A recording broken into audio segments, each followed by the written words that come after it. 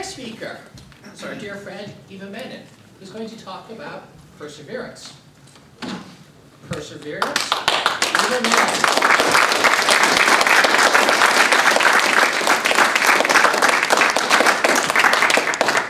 Thank you.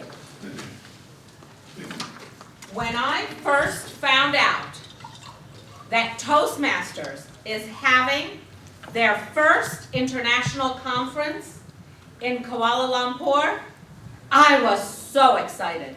You see, I love to travel. I love the cultural things. I love to learn new things. I love to see new things. It's one of my favorite things to do. And I have never been to Kuala Lumpur. So it was the perfect place for me. And you see, we have family in Bangkok.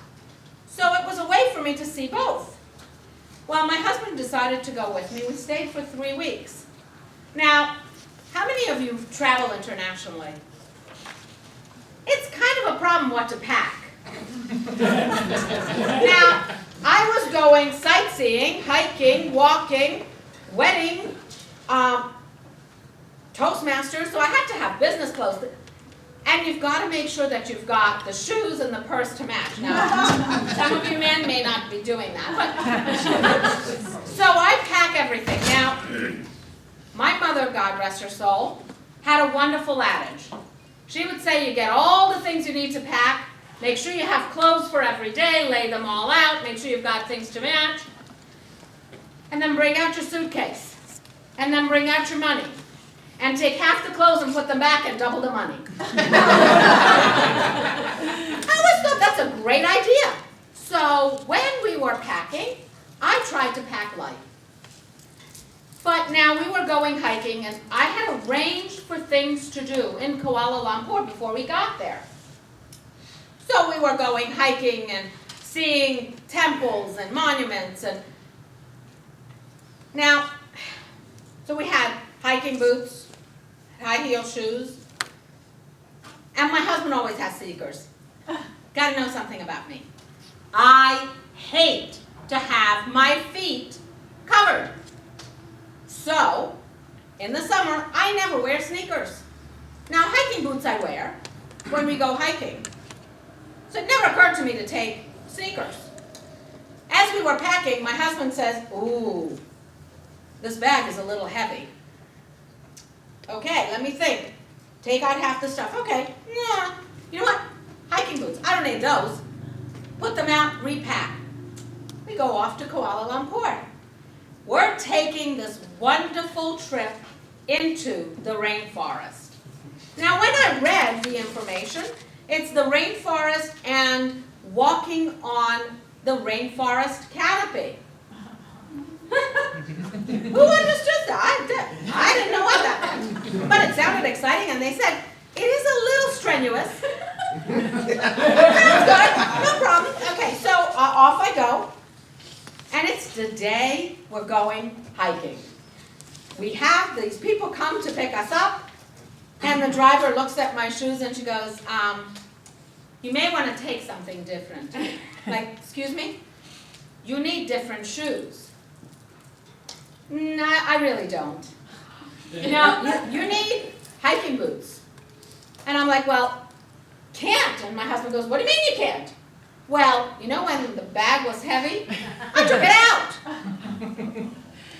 But I said to the driver, don't worry about it. These are phenomenal. These are fit flops. They're wonderful for your feet. They support your feet. And I can walk and walk and walk. It's wonderful. I love it. Fit flops. I'll be perfect. My husband is looking at me. Okay. I said, well, it's either these or high heels. And off we go. The guy that's taking us to the hike looks at my husband and says, do you have water? We have our packs. I have my water pack with the little straw that you suck on. Never knew you could do that. Anyway, so I had all that, but no boots. The guy looks at me and goes, you need different shoes. Yeah, I've been to the forest and all over the place. We went in Costa Rica. And, it's a hike in the park. These are walking shoes. They're perfect. Okay, so off we go. The guy's like, maybe we should postpone it for a day. No. You know it's going to be rock climb. Yeah, no problem. Off we go. Now, I was right. The first 1.5 miles was a piece of cake. No problems whatsoever. I was walking, I was happy. Beautiful sight to see. And now we're walking a little bit faster and a little bit higher, and the ground is just not going very well. And now, I don't really exactly know what happened, but somehow my foot kind of went like this, and these beautiful, wonderful, sturdy flip-flops, you know that little thing that holds the toe? It popped out. Now I've got these flip-flops that are going like this, and I'm walking, going up the forest. Now, mind you, it is now getting more and more difficult to climb. We're on a rock, we're climbing, and I had bloody feet. Now, what am I going to, and the guy goes like, we've got to turn back. You can't do this, and I'm like, I am not turning back. This is my dream. I'm going to that forest. I'm doing this. Okay, and I'm going to find something in the forest and tie up my shoes and fix it. Well, you know, it doesn't happen in the forest. I'm telling you, I'm going to find something. I'm going to do this hike, work, and we're walking. And all of a sudden, I see something yellow up in the horizon. And I walk off the trail. I said, don't go off the trail. Yeah, got to go off the trail. And I see there's a huge ribbon of yellow caution tape. What is yellow caution tape doing in the forest? And he goes, well, there's some of the trees that are a problem. We need to cut them down. Or an area, so they cordon off a whole area to ensure that people don't walk there. But this was on the floor, and the trees are already felled. Great, let me take the shoes. So off I go, I tie up my shoes, make this wonderful, goes all the way up my ankle. Now I'm walking pretty good. Now, mind you, the trail, that was a really lovely hike, turns into about 12 inches, and there is a drop, and it's rocky, and we're climbing, and my feet are going back and forth, but I'm going to do it. And we get to the canopy. Now let me give you a little bit of a perspective here.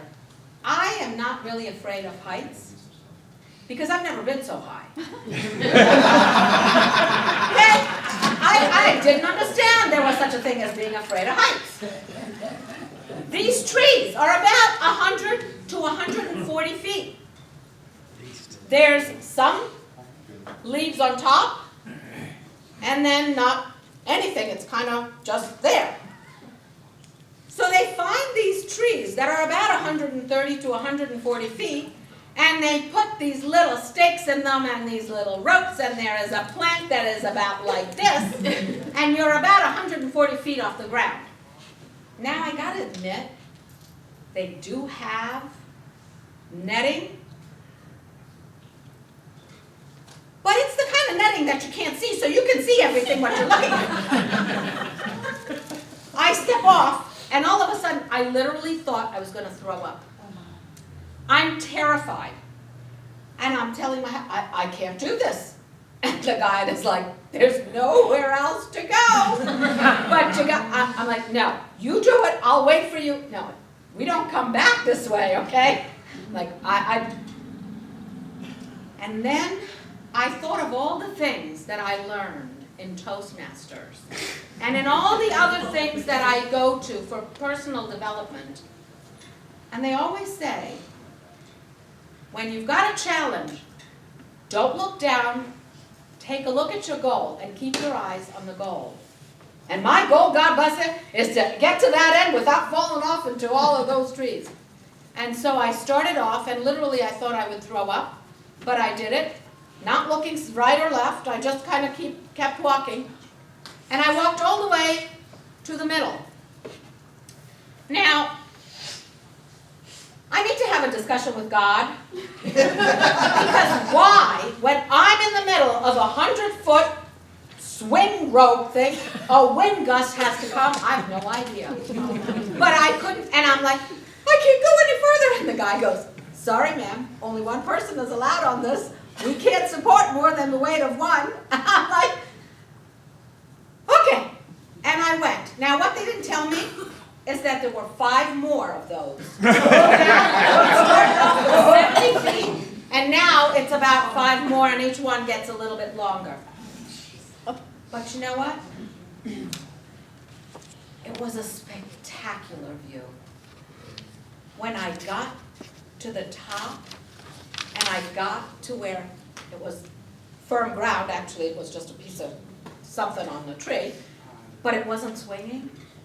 And I got myself to look out, thought, wow, what a phenomenal sight. I would never have seen that. Had I allowed these people to say to me, you can't do that. You can't walk without flip-flops. You know what? You have a goal, whether it's life, whether it's work, whether it's personal.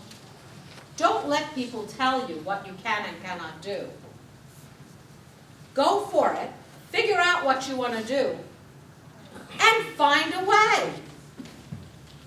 And you'll always get to your goal if that's where you keep your eyes. Mr. Toastmaster.